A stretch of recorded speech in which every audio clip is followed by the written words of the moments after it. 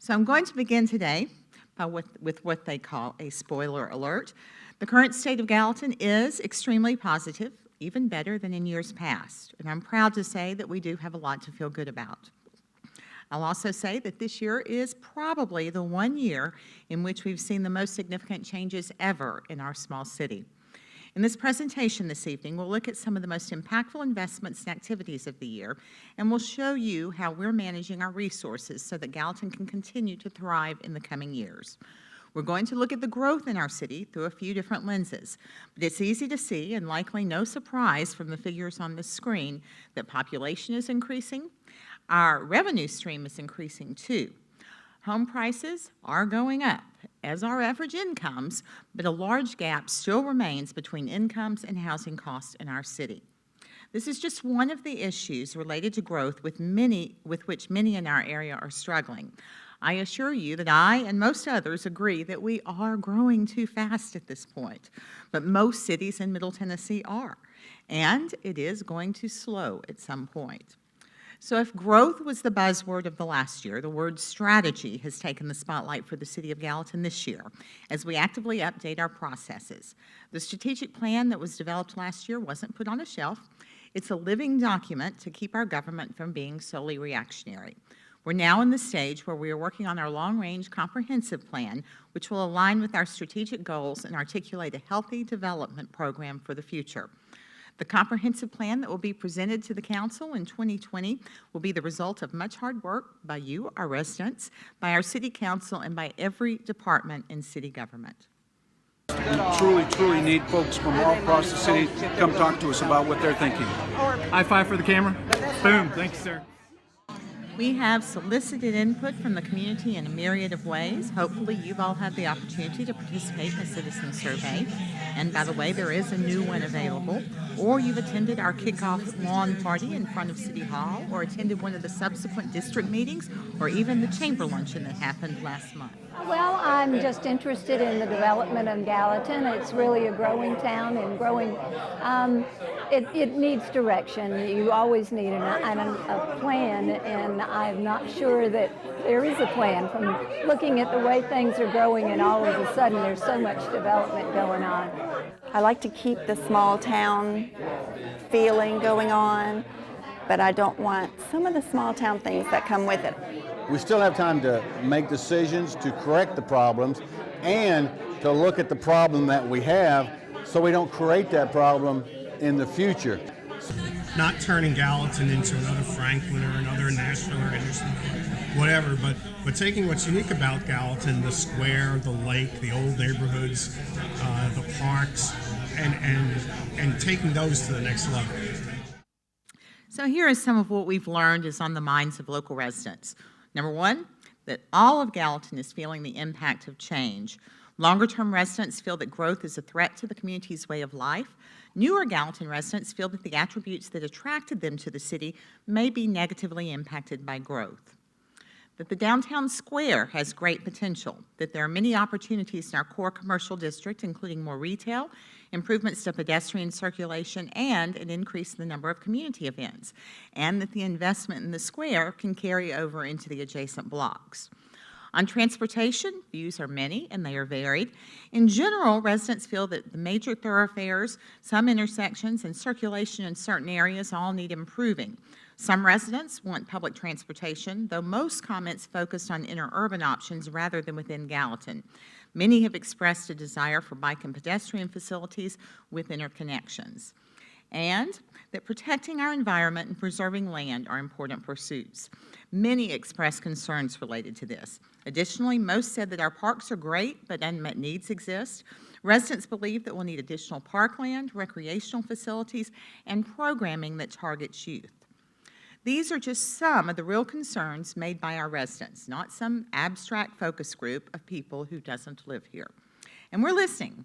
Gallatin actually has a jump start on many of these issues, and I like to think it's because great minds think alike. Some improvements have been on the table for some time now. Ideas like the following: more parks for the disabled.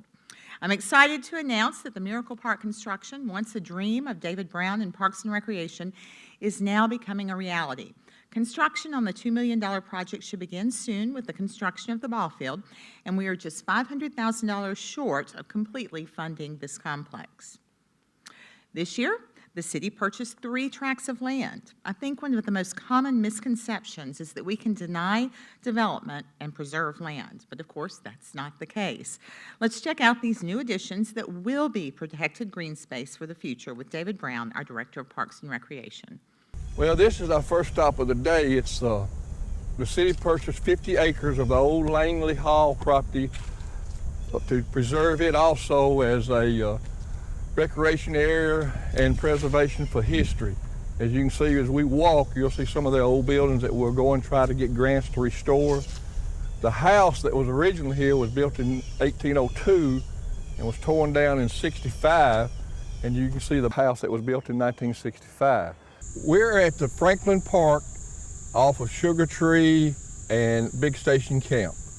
The city donated 46 acres back a few years ago, and now the purchase of the 14 acres that the city just recently did makes a total of 60 acres. It'll be walking trails, picnic areas, maybe a couple of tennis courts, disc golf, mountain bike trails, and just things like that, but no lighted ball fields or any of that sort of activities. Okay, we're here today for our third stop on Main Street.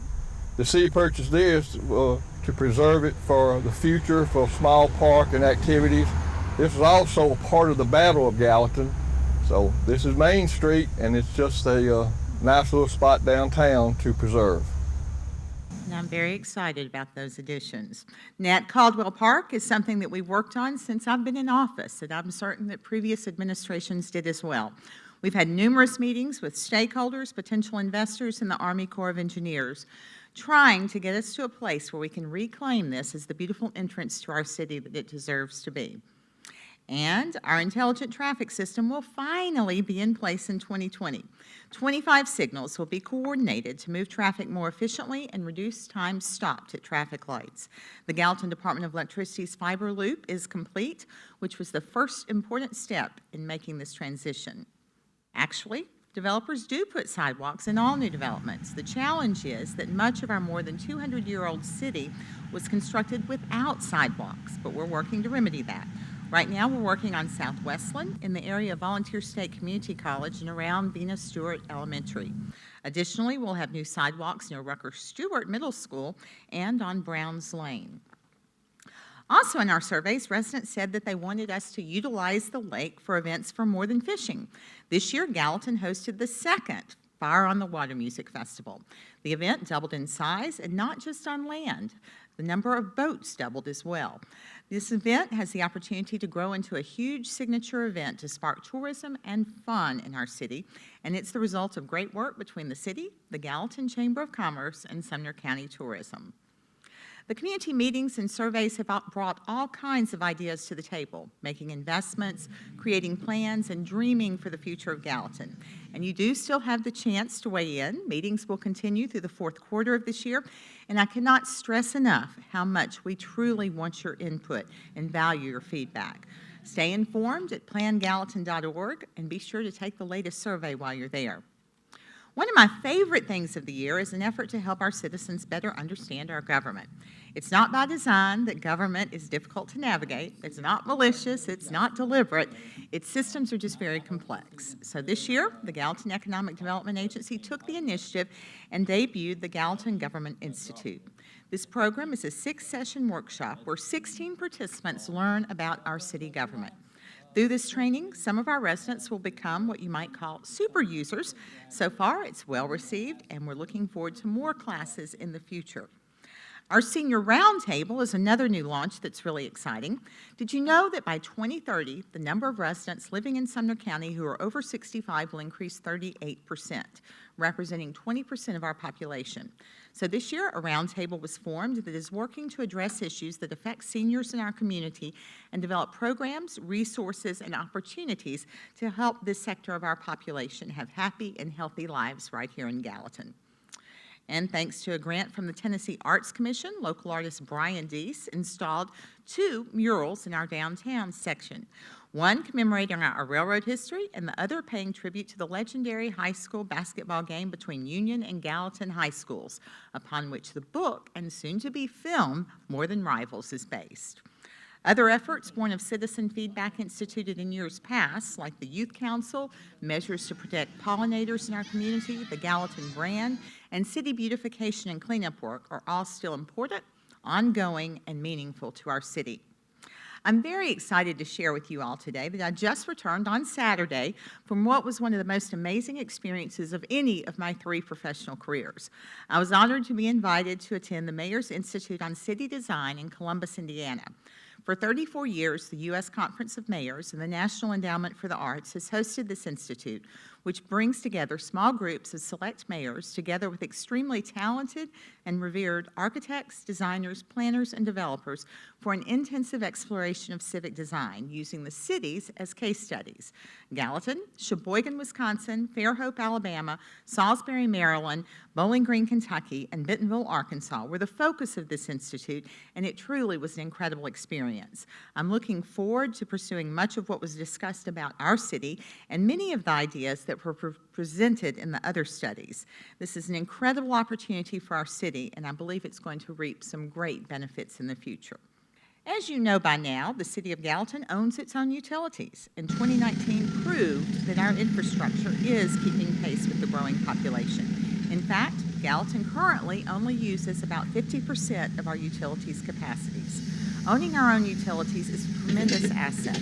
With the huge demand of people looking to move to Middle Tennessee, Gallatin is one of the few places where utility infrastructure is not a challenge because our departments have planned and invested well for decades. This year, Gallatin Public Utilities made even more robust investments in the system than in previous years. A $6.9 million automated water and gas metering system has been installed, almost 16,000 water meters and 13,000 gas meters. There are only a small number of replacements still outstanding before the installation will be complete. This new system is going to allow GPU to immediately detect leaks in your home and notify you, and you'll be able to check your usage online anytime. And our system is a good one. In February, the Tennessee Department of Environment and Conservation completed its survey of the Gallatin water system, and it earned an outstanding score, 100% to be exact. And I've wanted to show you this for many years just because I think it's so very impressive. But did you know that our lines are monitored by cameras? This is just one of the great tools that helps GPU keep our system flowing nicely. GPU has a strong reputation and is financially strong, as evidenced by this year's bond issuance. In the natural gas system's $6 million bond issue to fund capital improvements, the system was assigned a AA-, which is a very strong rating for a gas utility that's also a first-time customer and has no credit history. Of course, that also does reflect well on the city's sound financial management. Over at the Gallatin Department of Electricity, they celebrated a big birthday this year. GDE began serving the citizens of Gallatin on February 22nd, 1939, and celebrated its 80th year of service in 2019. This year, 1,374 new customers were added. That's a growth of 6.95%. GDE is continuing its LED streetlight replacement program to be completed by the end of 2020, and you'll be glad to know that GDE is planning no rate increase this year. They remain one of the 10 systems with the lowest rates in the entire Tennessee Valley Authority service area and is the lowest in Middle Tennessee.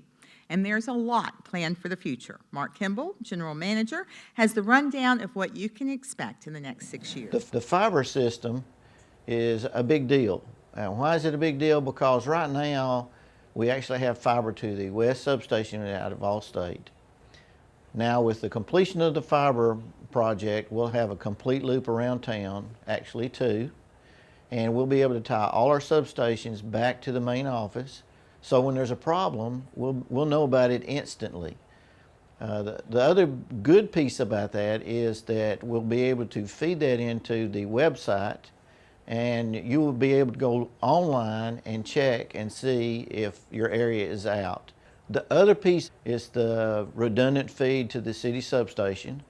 Very exciting project. Right now we've had a couple of problems in the past year or so where we've had about half the town out for almost an hour or a little bit better. And now with this new redundant feed, it will automatically switch over to the other feed within probably 15 seconds at the most. One of the future things that we're looking for is our metering system. And when we get it done, it will be a very exciting piece of the puzzle because it will report automatically when we have a problem in the area. We won't have to wait for a phone call from a customer. We'll automatically know there's an outage or problem in the area. That's a very big deal. You might find it interesting to know that we gauge our population by the number of electric meters. Each meter equals 2.4 residents in our city. But an official count happens next year with the 2020 federal census. The census is critical for the city of Gallatin as it translates to Gallatin's portion of $675 billion in revenue sharing available from the federal government. To give you an example of how much a difference this can make, our 2016 special census resulted in nearly $2.5 million additional dollars for the city of Gallatin.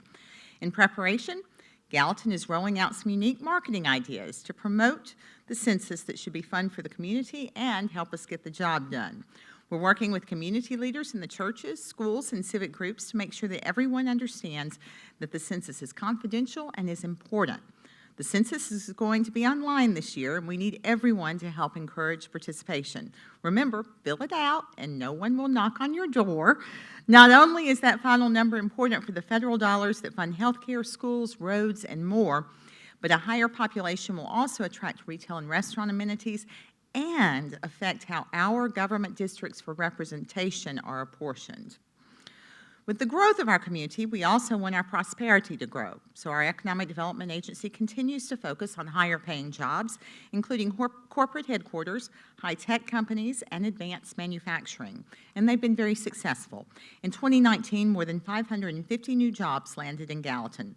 Our industrial center is almost completely full, and our manufacturing base continues to grow. This year, Central Research expanded its services and opened a new center in Gallatin. And Wood, which is a multinational civil construction company, Power Consulting Associates, Patriot Angels, Appalachian Pipeline Contractors, and Archer Data Centers are all at some stage of opening in Gallatin. And we're delighted that several of our existing industries are expanding. Axum, Western Reflections, Laminate Technologies, and ANC Business Enterprises are all growing right here in Gallatin. New manufacturers we welcome this year are Mid-Atlantic Roofing Supply and Creative Labeling Solutions. And retail in Gallatin is growing too. Soon we'll have a new daycare, 2 restaurants, a fitness center, and a dentist on Greenlee, 2 new retail centers on Nashville Pike across from Walmart, new businesses including at least 1 restaurant on Blue Jay Way, a new retail center at the corner of 109 and Airport Road that includes a grocery store, and the new Harbor Freight and Goddard School both just opened. A few of the other already open new establishments, Pelican Snowballs and Oscar Sports Grill, quickly became community favorites this year. Of course, 2019 was also the year that Captain D's reopened, illustrating how hungry Gallatin was for batter-dipped fish and shrimp. Big news this year from the county was the new Justice Center and parking garage to be built off the square next to the Gallatin Library. The more than $100 million project will create the new Judicial Center, the parking garage, and some jail pods to help accommodate inmates.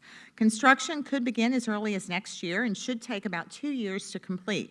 This is a project that will greatly impact us, and while the construction will create difficulties, we're confident that the outcome will result in better business opportunities in our historic downtown. The growth in our city is certainly affecting our departments, some more than ever. Our codes department is one of those departments upon which the impact is great. In the past year, more than 9,000 permits were issued by this department, representing almost $221 million in investments. Homes and commercial buildings are definitely up over previous years. One of the advancements of our city recently is a move to a new software called InterGov. Through this, we can now more efficiently process a new project from planning through the building phase, with codes, planning, and engineering all participating on this single platform. Of course, growth also has a major impact on public safety demands. The commitment of the Gallatin Fire Department to prevention and education has resulted in fewer fires in our city, and that's a great thing. But that doesn't mean our fire department hasn't been busy. The number of responses to medical emergencies is on the rise, which corresponds proportionately with the number of new residents. In just 2 years, GFD's volume has increased by more than 2,000 calls. But we have prepared. In 2019, fire personnel and residents gathered to celebrate the grand opening of Station 5 and its new engine, which now covers the southern part of the city. 15 new firefighters joined our force, all of whom have completed hazmat and firefighter 1, with all but 2 completing their firefighter 2 training. And to keep our talent stream strong, the fire department is sparking interest in emergency services with their high school dual enrollment and Fire Explorer programs. Explorers learn through hands-on experiences, and dual enrollment allows students the opportunity to gain college credit right here at Vol State and state certifications in firefighting. Students can now graduate high school ready to be a firefighter and have nearly half of their associate's degree completed. Our fire department takes great care of our citizens and even their beloved furry friends, which made this donation from Invisible Fence a great addition to the department. You know, obviously the fire stations have oxygen masks that fit humans, but those don't really work well with animals all the time. So we've got 3 different sizes to fit whatever size animal you're working with, and so we're going to just make a donation today. We are all most grateful that the residents of Gallatin support their firefighters and police officers. It's not an easy time, so your thoughtfulness in sharing positive stories, pictures, and videos like this sweet escort across the street by Officer Zubietta and the pretty famous raccoon rescue really means a lot to our folks in uniform. Feeling appreciated really makes a difference.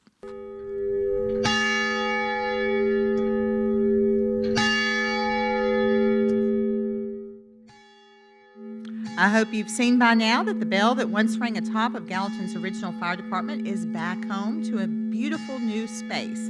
The community donated more than $20,000 to restore the 134-year-old bell and install a beautiful plaza. Thanks to Battalion Chief Scott Woodward and Lieutenant Brad Anderson, who led this effort, and all of the other city workers who contributed some serious labor. Now, I know you want to know how safe our city is. Well, honestly, some crimes have increased, but not by much. Overall, our crime rate is lower than in years past. This graph shows 2008 in blue and 2018 in green. So you'll see there's a significant reduction, especially when you consider the population growth. And as you've heard me say before, if we keep our car doors locked, our property crimes would be reduced significantly because people steal unlocked cars and the purses and guns that a lot of people apparently leave in those unlocked cars. Our Gallatin Police Department is doing great work every single day, but some of what's new includes taking a greater role in protecting local school kids. GPD has placed school resource officers at Venus Stewart, Howard, and Guild Elementary Schools. Technology is certainly helping our department on our roads. The addition of license plate readers that can aid in all kinds of investigations are already yielding results, and they've only been online just a few weeks. And the department has a new robot acquired by a grant from the state that can take a first look into hazardous situations. And finally, GPD recently added a new member to the force. His name is Castle, and he is particularly fond of our communications director's arm. That's a good boy, Castle. Now, as we shift gears from police dogs to our pet dogs, Gallatin continues to work toward being a more pet-friendly city. This year, dogs and their owners had a big time at both the Pawpalooza event at Triple Creek Park and the Doggy Paddle Pool Party at the Tommy Garrett Aquatic Center. Both of these events happened for the second time this year, benefiting the Gallatin Miracle Park. Additionally, our dog park got some upgrades with agility equipment, including hoop jumps, weave posts, teeter-totters, and water fountains, all thanks to a $25,000 Boyd Foundation Dog Park Dash grant. That's Mary Garkey with Parks and Recreation and her dog Sprout, and they both like the new additions at the park. Once again, both the Civic Center and Long Hollow Golf Course were named the best of the best by the Gallatin News Main Street Awards. And the Parks Department also did an outstanding job at this year's Fishing Derby at Lock 4 Park. For the first time, WSM Radio was a partner, bringing music and food trucks to the already popular Free Fishing Day. When it comes to a vision for the future, David Brown still has beautiful ideas. The department recently applied for a grant with Blue Cross Blue Shield's Healthy Places to build a new skate park on the site of the old pool near the Civic Center, and the dream of expanding the new pool with a lazy river is still on the table. Meanwhile, work continues on future park site development and, of course, the Miracle Park that is about to get underway. Here, hundreds of years of Gallatin history is laid to rest, but the markers meant to honor the memories of beloved neighbors have seen better days. There it is, 1825. The special enzyme Over at the Gallatin City Cemetery, the Friends of the Historic Gallatin City Cemetery Group has been working hard. This year, they brought together dozens of volunteers for the second Decoration Day, where donated funds were used to clean some of the cemetery markers that had become totally illegible over the years. A few weeks ago, the Daughters of the American Revolution volunteered to do some additional work, and they cleaned 17 more markers. And there's still plenty to do. So we welcome any group that would like to learn how to do the cleaning properly and thus aid in the preservation and restoration of the city cemetery. Interest in our cemetery is stronger than ever. We're committed to increasing that. In 2020, a new monument will be erected to honor the 500 African Americans buried in unmarked graves, many of whom were slaves, located last year with a special survey that was conducted by this ground-penetrating radar. Volunteer State Bank generously funded both of these efforts.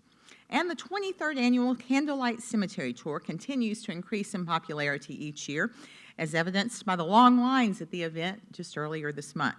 And Wreaths Across America had its best attendance ever last year. And I want you to mark your calendars for December 14th, which is the date of this year's event. It's really rewarding to see so many people and efforts being committed to this important part of our history so that future generations can love and appreciate it too. Exactly 2 weeks ago, we had rain that was so heavy up in Gallatin, crews had to do water rescues. Oh my God, I cannot get out. As soon as I open my door, I can't get out. One of the bigger challenges we've had this year, though it's not a new one, is Mother Nature. This year we've had higher than average rainfall amounts, with February being the wettest on record. It seems that the big rain events, like the so-called 10 and 20-year storms, are becoming annual events. Stormwater utility crews have been active throughout the city. The dots that you see on the screen represent 45 work orders in progress right now, and the stars indicate completed jobs since January, such as maintenance on roadside ditches, driveway culverts, and reestablishing drainage ways on property lines. Earlier this year, the city and the Army Corps of Engineers signed a major agreement that creates a partnership to address flooding along Town Creek and in downtown Gallatin. Today we stand here at Triple Creek Park, where the #1 recommendation, the establishment of the entrance detention structure, is going to go in. We're talking about an earthen dam that's going to be about 800 feet long. And what this is going to do is reduce flood risk for downtown Gallatin and Highway 31. That's going to be a great investment. Obviously, traffic and congestion are a major concern and a huge focus for our city. City Engineer Nick Tuttle has a report on a few of the notable street and sidewalk improvements throughout the city. So we're out here on the old section of Airport Road. You may be aware that we just recently, working with the state of Tennessee, relocated a portion of Airport Road right around the airport. And that's where we're standing right now. And that was done so that this could happen. A hangar expansion here at the airport, and it is already underway. Just a few years ago, the Cumberland River Bridge was completed, the expansion there, and then now this section here that links it up to the 109 bypass. The state is still working on the south side of 109. There's still a couple years there, but in just a few short years, we're going to have State Route 109 complete that link from I-40 to I-65 with a 5 or 4 lane cross section all the way. So we're now on the Albert Gallatin Avenue Extension project, which is on the northeast side of Gallatin. This project is very much like the 109 project, where 109 is that northeast regional mobility connection on the north side of Nashville. Albert Gallatin Avenue is that for the north side of Gallatin. This project was bid out just earlier this year at a $27.5 million construction project, which makes it the largest locally managed project for the state of Tennessee to date. But the great news is 80% of that money is federal dollars, and It's not something that the local taxpayers are having to be burdened with. So a great investment by the federal government here in Gallatin. And you've seen evidence of road and stormwater improvements throughout our city.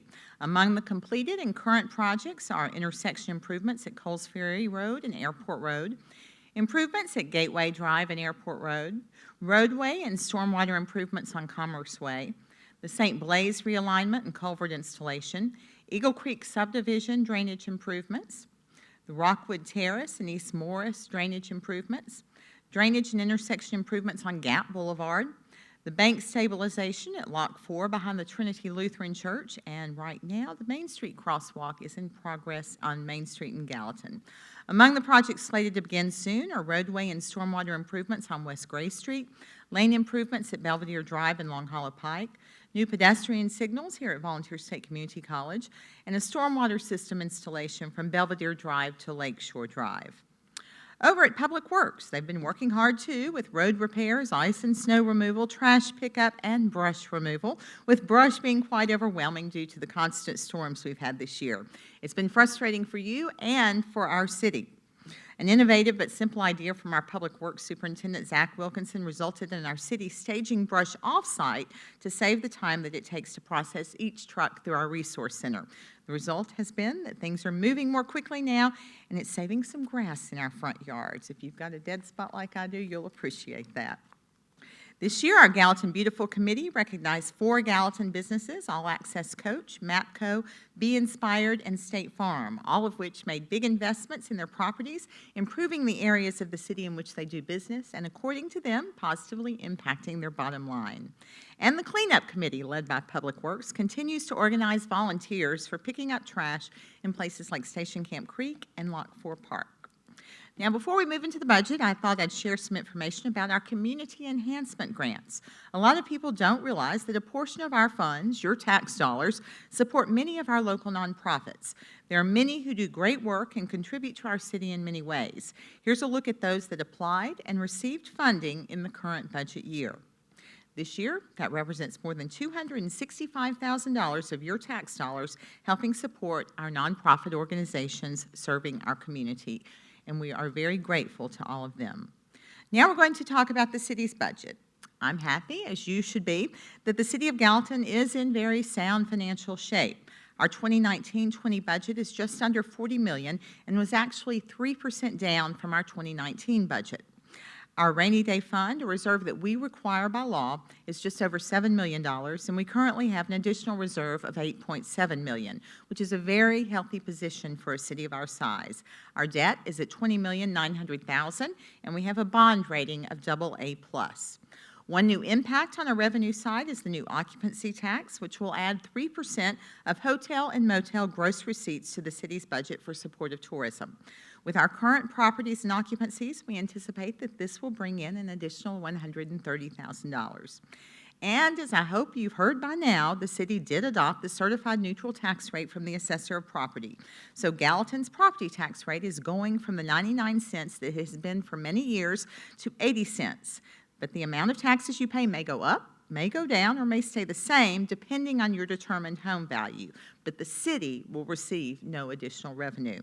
However you may be impacted, I hope you recognize that the city is working hard and is committed to keeping the burden on you as low as we possibly can. In closing, I want you to know that I believe from the bottom of my heart that the future of Gallatin is bright.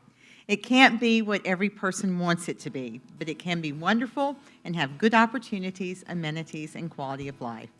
It's easy to fall into the social media rabbit hole where our city is portrayed as crime-ridden and out of control, losing its charm, has too many people and not enough of anything, even food on the shelves at Walmart.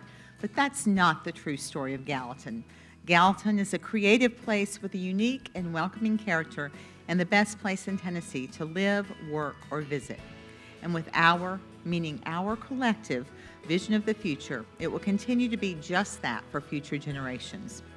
It's my commitment to this city and to you that Gallatin will innovate and preserve what is important.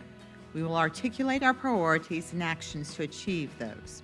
We will reach our vision for big opportunities in our small city, ensuring that Gallatin is among the safest, smartest, and healthiest small cities in America. We will pursue, preserve, protect, and perpetuate that which is important to our character. We will be who we are, a city with an attitude, a small town heart, the nicest place in America with all of its grit and grace. So let's do more. Let's have more events, keep our city clean. Let's finally get that bonefish grill or whatever it is that everyone has to have right now to come to our city. And let's attract quality, unique, independent retail and restaurants. Let's have jets land at our local airport. Let's bring people to our lakefront and show them what it's all about. Sometimes we can't see where we are, but I know that a lot of outsiders see us as we need to see ourselves more often, as a thriving city with its eyes wide open, prepared to welcome the future.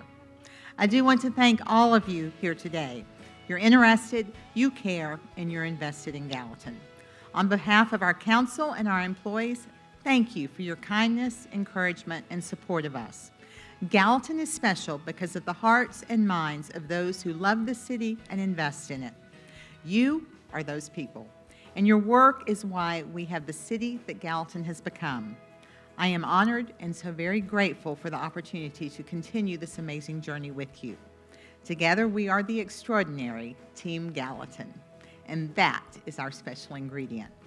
Gallatin, Tennessee's best and brightest years are ahead. I thank you for loving our city.